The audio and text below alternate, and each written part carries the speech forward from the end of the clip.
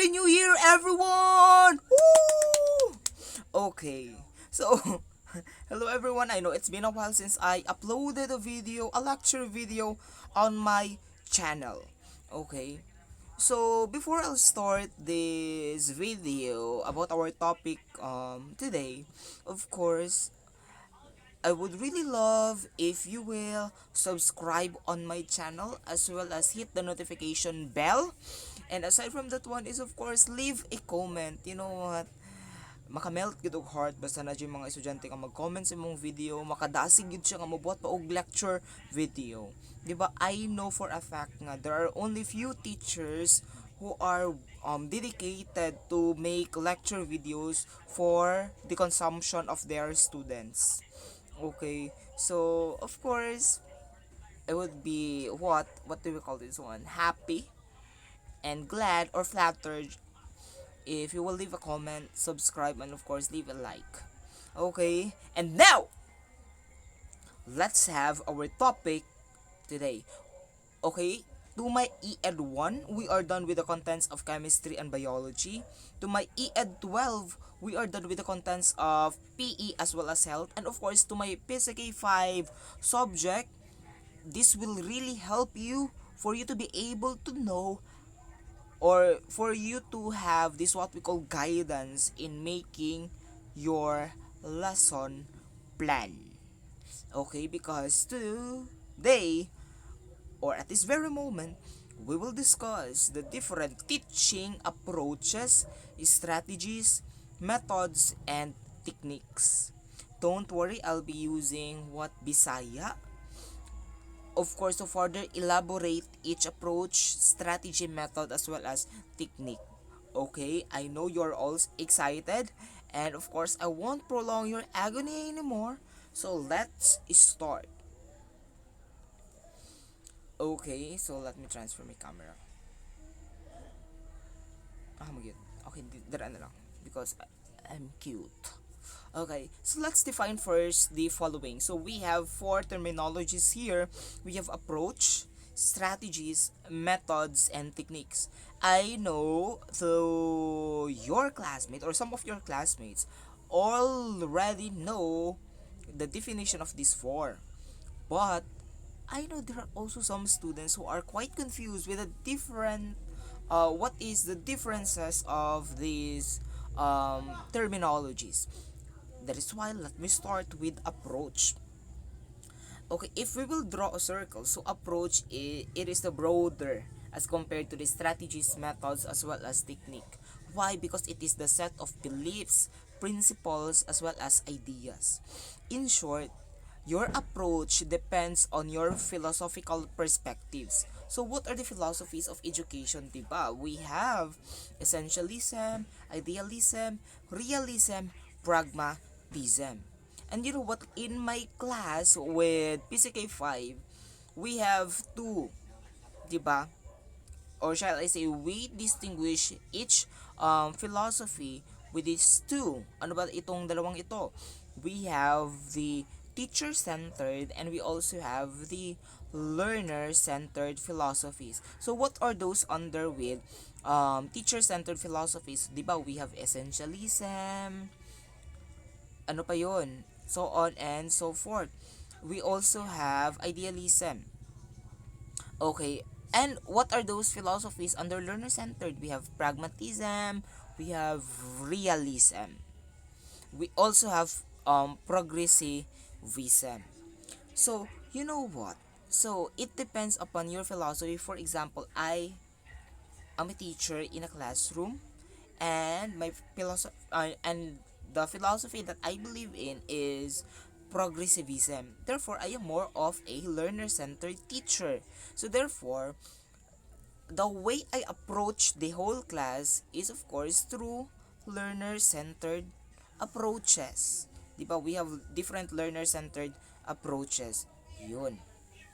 Next, how about strategies? When we say strategies, these are the long-term plan of action. Okay, merong iring sa mani. Okay. So, you know what? This is beyond our control. So, of course, there are a lot of things mata mangitag room diri ang hilom, di ba wala. So, to be honest, I am inside in my room. So, I just make use of what tela.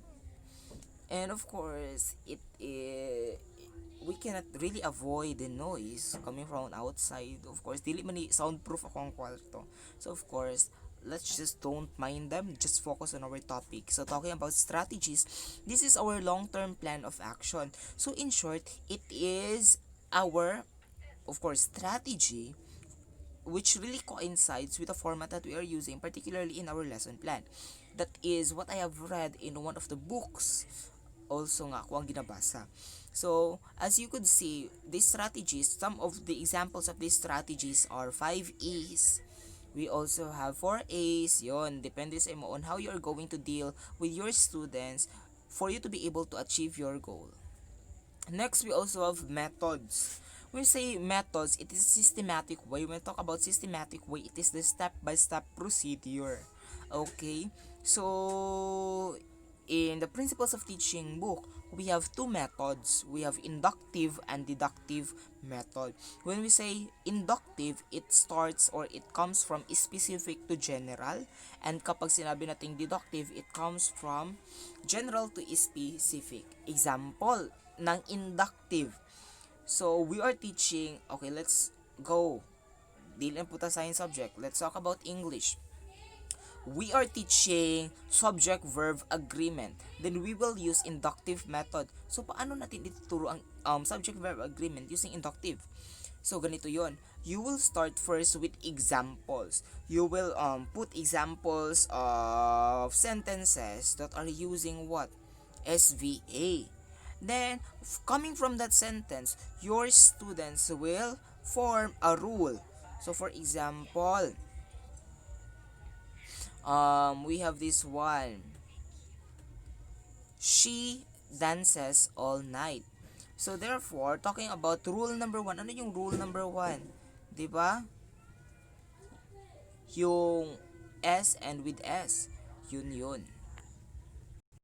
If your subject is singular, therefore, your verb should have S. And if your subject is plural, your verb should have or should not contain S. Okay, na po i-ring. So, let's have also the techniques. It is the specific activities. So, it depends upon you how will you engage with your students with the use of different activities. Ano itong mga activities na ito? Like for example, yung pop the balloon, ano ba yung jigsaw puzzle. We also have yung group activities such as brainstorming, consensus forum, buzz session. We also have walking gallery.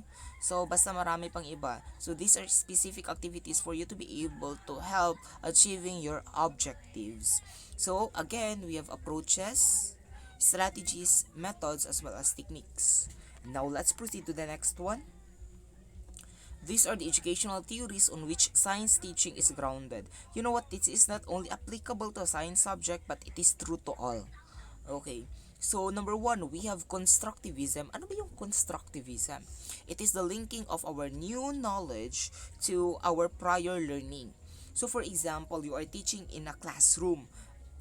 Yung subject mo is all about transportation. Tapos, na-discuss mo doon ang bus. So, paano mo gagamitin yun ang Constructivism? So, of course, you will ask your students, okay, kamo diri, kinsa naman ang nakasakay sa inyo og bus? Taas ang kamot. So, your students who already sakay-sakay sa bus will raise their hand. And of course, you will call one, then let him or her share with his or her experience. So, in that way, your students are constructing knowledge out from what they have already experienced or learned. Okay? Next, we have social learning theory. You know what? Social learning theory, the proponent of this one is Albert Bandura. So, of course, it is learning through observation and through imitation. Okay? So, talking about social learning theory, we all know that the society has a great influence on us, particularly in our learning. Let me give you a concrete example. Observe mo sa mga bata karon nga kanang grabe kayo maka-impluwensya ang TV sa ilaha. For example, let me share you this. Gamay ra kayo ni. Ako ang mga pagumangkon, ganahan anang salita nga, Encantadia. I know you are already familiar with Encantadia.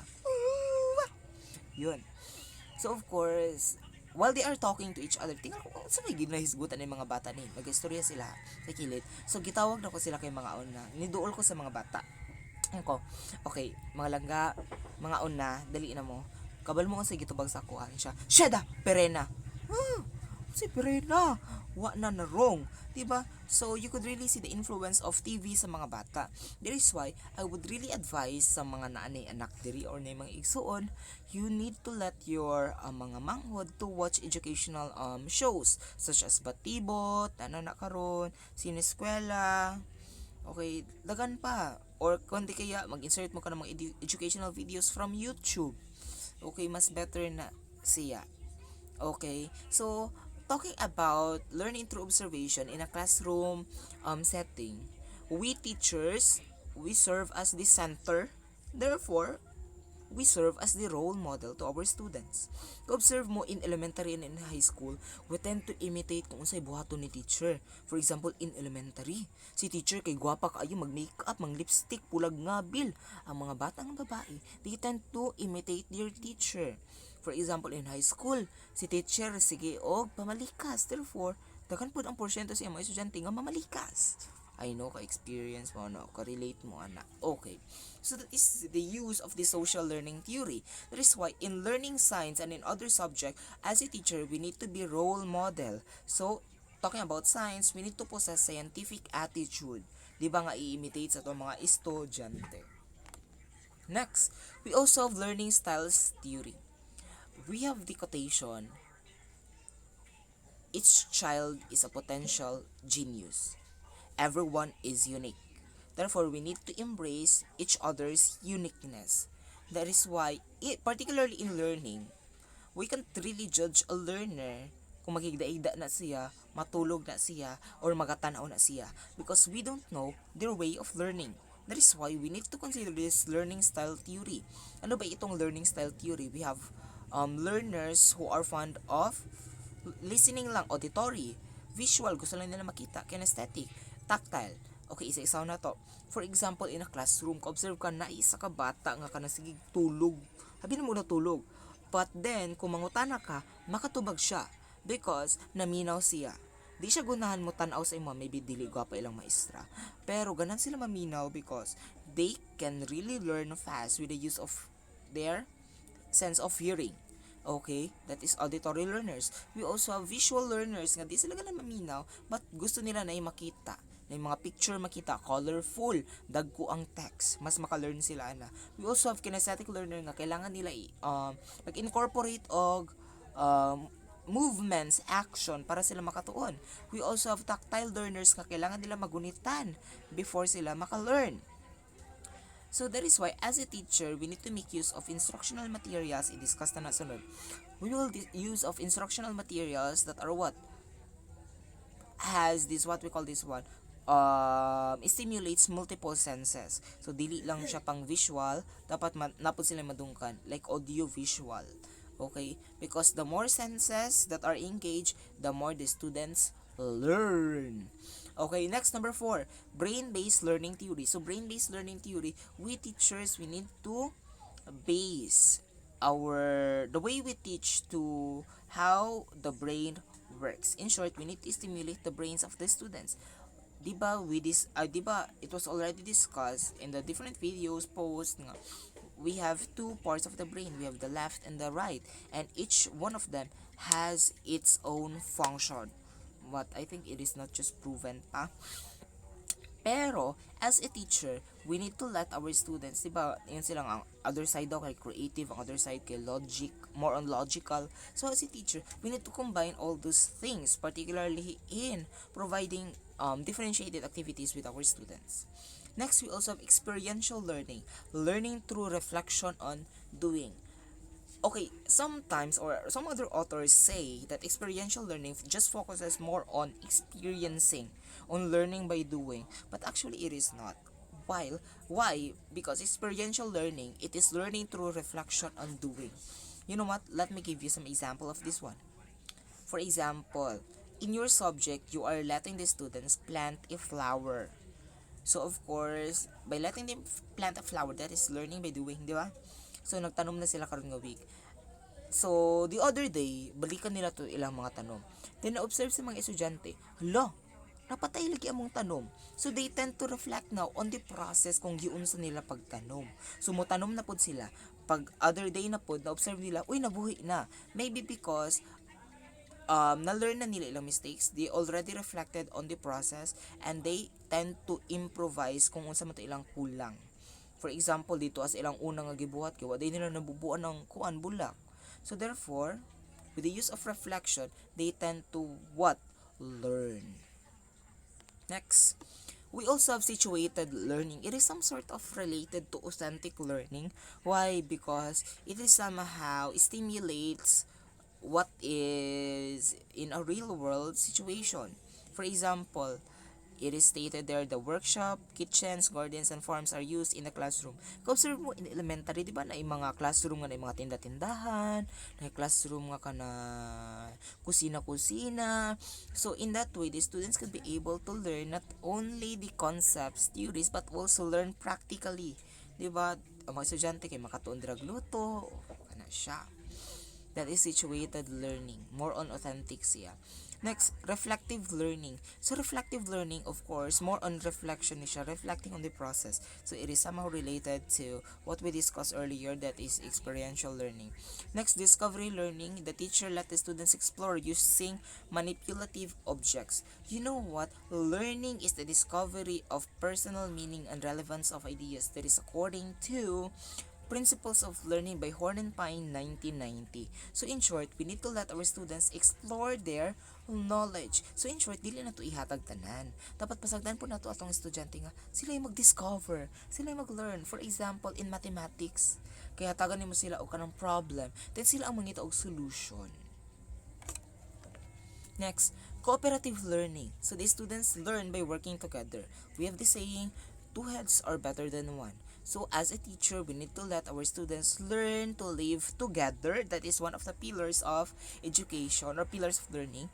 We also have to teach our students to learn interdependently. Okay? And of course, inquiry-based learning, you know what? It particularly in science, it gives great emphasis more on inquiry-based learning. Why? Because it stimulates the students to ask questions, to answer questions. And of course, we have guiding principles in science. Actually, these are quite related to what I already discussed, the constructivist principle. It is linking the new knowledge to prior knowledge. Discovery principle, it is more on exploring, letting the students explore their knowledge. We also have brain-based principle. It talks about how the brain works. We also have make students work together, more on collaborative, cooperative, and consider multiple intelligences and learning styles. So more on diversity in learning. Okay, so inquiry-based approach. So you know what? Inquiry-based approach. So it is more on engaging the students in learning. It is on their learner-centered approach. So first, we have learner engages in scientifically oriented questions. So of course, it is more on HOTS, higher order thinking skills. Diba, we have the Bloom's taxonomy, we have the remembering, understanding, applying. We also have the analyzing, evaluating, and and creating. So we will start with HOTS, more on analysis talaga siya ng mga questions, more on evaluation, and more on synthesis or creating. Next, learner gives prior to evidence in responding to questions. It is not just enough that they will answer, they will provide answer, but also they need to show solution as well as evidences or proof. Next, learner formulates explanation from evidence. Learner connects explanation to scientific evidence, and learner communicates and justifies explanations. So we have different levels of inquiry: structured, guided, and open. So for you to be able to understand these three, when we talk about structured, is kung ano na to siya, scripted na siya. Not really scripted, but when we talk about structured, the questions are already prepared, and ilang mga ipang question or ilang mga questionan already know kung sa mga ipangutana. When we talk about guided, is narigi panghatag nga key point wherein dito sila mabuhat o katong question nila o sila na mabuot kung sa sila mangutana. When we talk about open, it depends sa ilaha. It should be related to the topic kung unsa ilang mga ipang question. So that is structured, guided, and open. So I just made it more simpler. So of course, here are some strategies that are influenced by inquiry-based science. Not only in science, but it is also applicable to other subjects. But of course, more on science talaga ito. The 5E model in science teaching. So we have engage, explore, explain, elaborate, and evaluate. Honestly, this will be the model that we will be using in lesson planning. Of course, we have engage. Ano ba itong engage? It is the hook, motivation, trigger, question. So it is more on how you will let your pupils or students ready before starting your discussion. Next, explore. It is science activities of learners as guided by the teacher. So you need to let the students discover more on exploration ito na mga activities. Later in our discussion about 5E model, I will elaborate it. Next, explain. Of course, after they explore, you need to explain the concepts, okay, na ginawa nila. Next, elaborate. For the explanation is made. And of course, evaluate, feedback or assessment plus reflection. Don't worry, this 5E model will be further elaborated during our discussion for our lesson planning. So ito yung 5E model: engage, explore, explain, elaborate, and evaluate. So also, we also have QMS strategy. The question of the problem means on how the plan will be carried out, as well as solution. So you could use this one. Okay, for example, you have certain question.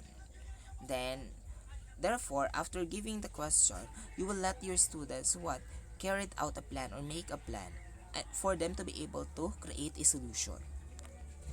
We also have the 3EP, the exciting, examples, everyday, phenomena. We also have 4A's in science teaching. So, different ito na 4A's ha. We also have 4A's sa lesson planning kasi. Ask question, conduct activity, analyze the data, apply the science concepts in similar or related situation. Okay?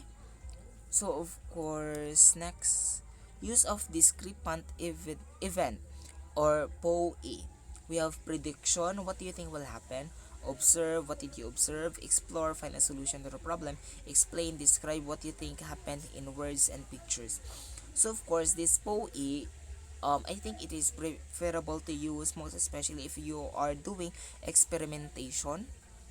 So for example, you will mix two things. For example, you have this what we call mixture.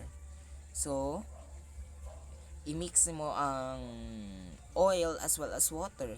So pag mix mo, your student will observe. Then ano yung na-obserbaran nila? And of course, they will explore why do they think nga dili mag-mix ang water ug ang oil. Then of course, they will explain. Okay. So good teaching is 1/4 preparation and 3/4 theater. So the approaches, strategies, methods, as well as techniques that we already discussed in this particular topic is just for you to prepare. What is the most important thing is you know how to deliver those things, or to deliver or to carry it out what you already prepared. Because you know what, maybe you are good when it comes to planning, but when it comes to initiating or implementing it is dili siya maayo. That is why it's really good that you have this simple plan, but you have this bongacious way on how you are going to implement it inside your classroom, for you to be able to have this, what we call this one, engaging teaching and learning process with your students, and also your students will have a meaningful learning. So thank you so much for watching. You know what, this is not only applicable to my EED 1 subject, to my EED 12, but also to my PCK 5. I really do hope that this topic really helped you, of course, for you to be able to be guided in your journey of becoming a future teacher. Again, this is your Pogging instructor, Mark Johnny Martinez. Don't forget to like and subscribe on my channel. Bye-bye.